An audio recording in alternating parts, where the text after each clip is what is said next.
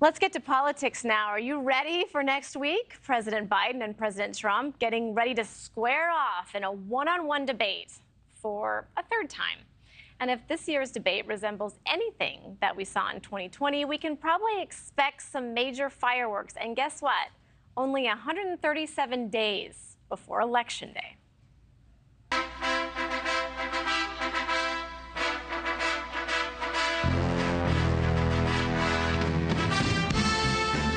It's round 3 of the presidential prize fight. Vote and let your senators know how strongly you feel. Vote now. Are you going to pack the Make court? sure you, in fact, let people know you're a senator. I'm not going to answer the question. Why because, would you answer that because question? the question is, the question is, Justice, the radical question, left. Will you shut up, man? Listen, who is? After 2 tense debates in 2020, America's 2 White House heavyweights are ready to rumble again. Well, he's just shush for a minute.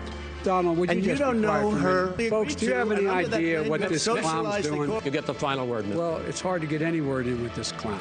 The gloves are already off, neither candidate pulling any punches as the personal jabs flew. We have the best, lowest number in carbon emissions, which is a big standard that I notice Obama goes with all the time. Not Joe. I haven't heard Joe use the term because I'm not sure he knows what it represents or means. A lot of people died, and a lot more are going to die unless he gets a lot smarter, a lot quicker. So, Mr. President? Did you use the word smart? Don't ever use the word smart with me.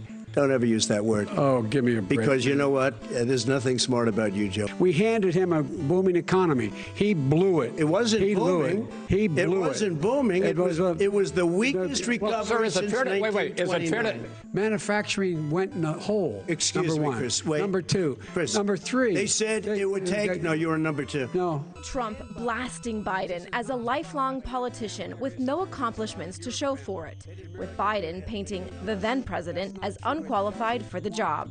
People out there need help. But why didn't you do it over no, the no, last no, 25 wait, years? no, Because you weren't Why didn't president. you do it over Because the you last weren't 25 president years? screwing things up. You were a senator. And You're by the way, worst you were a president vice- America has ever had. Hey, Come Joe, on. let me just tell you, Joe. I've done more in 47 months. I've done more than you've done in 47 years. What has he done? He's legitimized North Korea. He's talked about his good buddy, who's a thug. Both candidates hoping to land that knockout punch. The fact is that everything he's saying so far is simply a lie. I'm not here to call out his lies. Everybody knows he's a liar. But you I just agree. want to Hey, make Joe, sure. you're the liar. I want to make sure. Graduated last in your class, not first in your class. I want to make Mr. sure. President, can you let him finish, sir? No, he doesn't know how to do that. All right, were you able to keep track there? I don't know if you were. I don't know if I was or if any of us were. Democratic strategist Kurt Bardella joins us. And Republican congressional candidate Denise Gitsham. Thank you so much for joining us. Both of you are political contributors and fully equipped to handle the debate forthcoming. Denise, I want to start with you. I wrote down clown, worst president ever, not smart, liar, legitimizing thugs. You know what we didn't have in 2020 and what we have next Thursday are a couple felonies to add to the plate. So I'm curious, your predictions for next Thursday. I am not certain that there's anything that either of these candidates can do to really move the needle at this point. I mean, we've seen them on stage and on camera for at least the last 4 to 5 years, much longer. You know, vice president, you know, Biden was vice president. Trump was in office before he was kicked out. So it's kind of like there's nothing that will surprise us, I don't think, at this point. What I do think is interesting is those undecided voters who are really weighing their options. But I think if Trump keeps the focus on Biden's abysmal record on the 3 issues that matter most to voters, inflation, the economy, and the border, I think that he'll continue to sort of keep pulling ahead of Biden and hit him where it actually matters, because people are really focused on how they feel under this president as opposed to under Trump. And I think that's what's going to ultimately be the deciding factor. All right, Kurt, Denise mentioned inflation, economy, and border. Those are big, big issues. How can President Biden come out swinging on those issues? Well, first, the idea of the words Trump and focus being in the same sentence together just kind of makes me laugh because this is a guy who repeatedly fair. says he can't focus on anything. And in the heat of the moment, he's likely to do and say just about anything. And I think that's kind of really the advantage that Biden has coming into this. The president knows that it's so easy to get under Donald Trump's skin. And I think that if I'm Biden, this is the moment when you're face to face, toe to toe, in person, where you call him a convicted criminal. And I think doing that at the right moment in the debate will send Donald Trump spiraling. If Donald Trump spends the majority of his talk time relitigating his past grievances and less time talking about the economy, inflation, the border, that is a win in the debate for Biden and Democrats. If Trump can stay on message, big if there, and continue to keep the conversation about inflation, the economy, the challenges American people feel every day in their pocketbooks, that could be a win for Donald Trump. But again, it all hinges, and it always has, on whether or not Donald Trump can stay disciplined and focused. And I've seen no evidence to suggest that over 2 hours he can do that. Okay, at the same time, you would think that the incumbent would have an advantage. They normally do going into an election, Denise. Yeah, in this case, that's certainly not true. I mean, 86% of voters think Biden is too old for the job, and his approval rating is literally at a historic low and has stayed there for at least the last year and a half.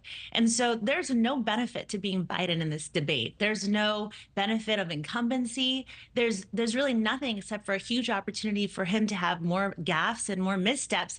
And, 75% of how voters perceive candidates or anyone is based on nonverbal cues. And so if the best advice I'd give to voters that are, people who are watching and trying to decide who they want to vote for is to turn off the volume. Stop listening to what we have to say. I mean, all of us can fill in the blanks on what we know they're going to say to each other, but really focus on their posture. Like, how are they coming across? That actually speaks far more to the psyche of voters in determining who looks presidential and who has the ability to be the leader of the free world.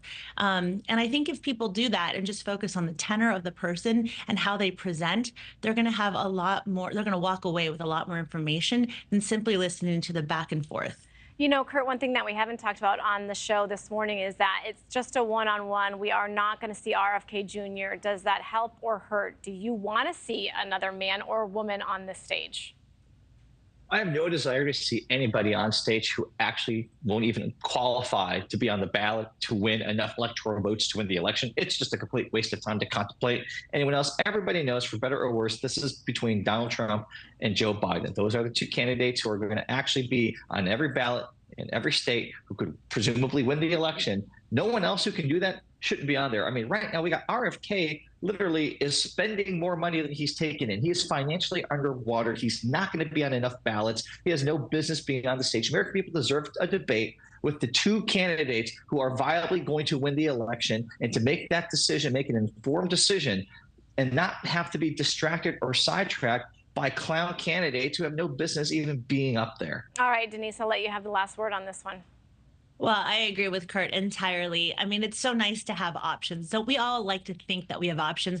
But at the end of the day, this is why third-party candidates never make it very far. It's not because they don't have some great ideas here and there, but it's because they don't have the organization or the campaign expertise on their staff to really deliver. And nobody wants to throw a vote away in this election. This is far too important of an election to give to somebody who might be sort of a flash in the pan candidate, but can't carry the ball over the finish line. Boy, third-party candidate, we could debate that another time, right? That's a whole nother topic. So Denise and Kurt, thank you so much. Of course, all eyes on Atlanta.